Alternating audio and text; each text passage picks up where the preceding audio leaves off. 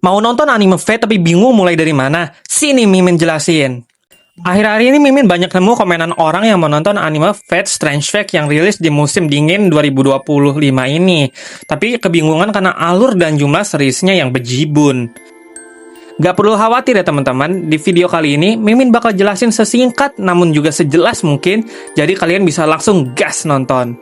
Untuk awalan, kita bakal bahas alur main road dari seri ini, yang terdiri dari 4 anime berbeda.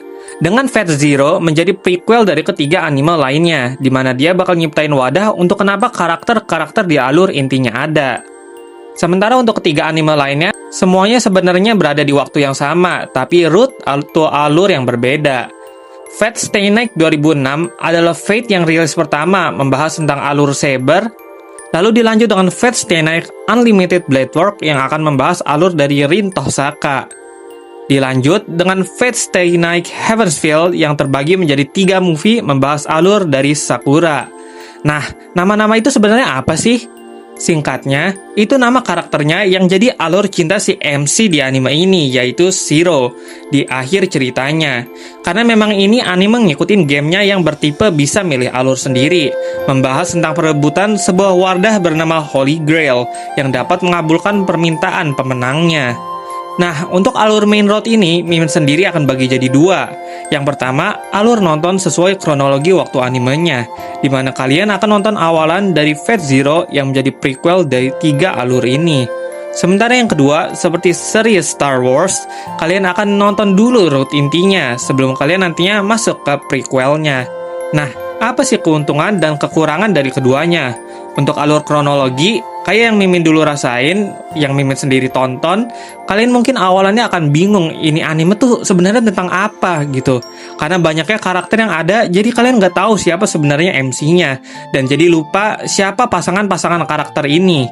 Tapi tenang aja kok, seiring berjalannya episode, kalian bakal ngerti sendiri. Dan jika kalian nonton prequelnya terlebih dahulu, kalian nantinya seakan sudah diberi wadah pengetahuan akan kenapa karakter-karakter di series intinya ada. Sebagai contoh, Shiro itu siapa, Rin itu siapa, Sakura siapa, kenapa Gilgamesh ada, Ilyas kenapa bisa bersaudara dengan Shiro, semua bakal tercerahkan. Itu keuntungan utama dari nonton prequelnya terlebih dahulu. Sementara untuk alur Star Wars ini, kalian bakal mulai dari Fate Stay Night 2006 terlebih dahulu. Sesuai release date-nya, kenapa? Biar nggak ribet aja, toh mereka juga sama. Dan yang 2006 juga grafiknya kurang banget, jadi sesuai pepatah, save the best for the last. Jadi kalian abisin aja dulu yang kurang memuja mata kalian. Dilanjut ke Fate Unlimited Blade Work yang menjadi salah satu anime revolusioner pada masanya dengan grafiknya yang memukau.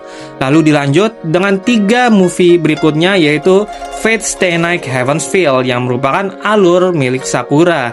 Barulah setelah itu kalian akan menonton prequelnya yaitu Fate Zero. Nah, apa keuntungan dari alur ini? Untuk Mimin sendiri, alur ini cocok buat kalian yang pingin fokus ke inti seriesnya dulu. Seraya masih bertanya-tanya kenapa awalan cerita dan hubungan karakternya bisa begini. Karena Mimin yakin banyak di antara kalian suka perasaan wow setelah akhir mengetahui alasan dibalik semua ini setelah menonton prequelnya di akhir. Jadi walaupun bisa jadi kekurangan, hal ini pun bisa jadi keuntungan bagi kalian yang pengen punya rasa penasaran itu. Nah, tapi gimana kalau kalian nggak pingin ngabisin 3 series intinya dulu baru masuk ke prequelnya? Mungkin kalian ujung-ujungnya malah udah kebingungan dari awal, ya kan?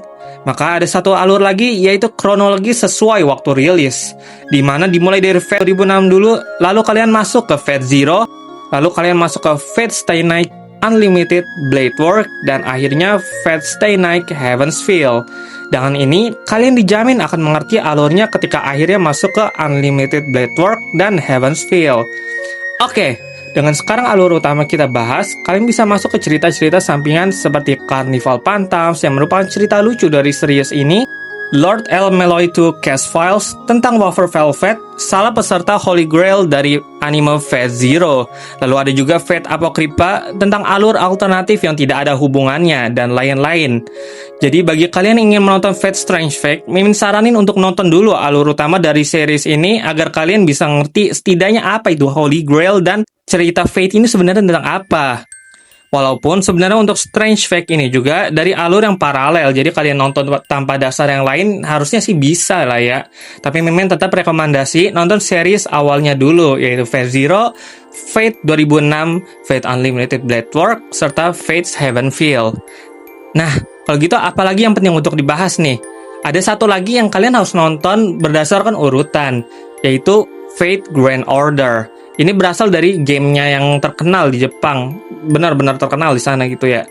Ini juga salah satu series penting dari Fate yang memiliki order untuk ditonton, walaupun memang lumayan mudah karena dia benar-benar memiliki cerita kronologis.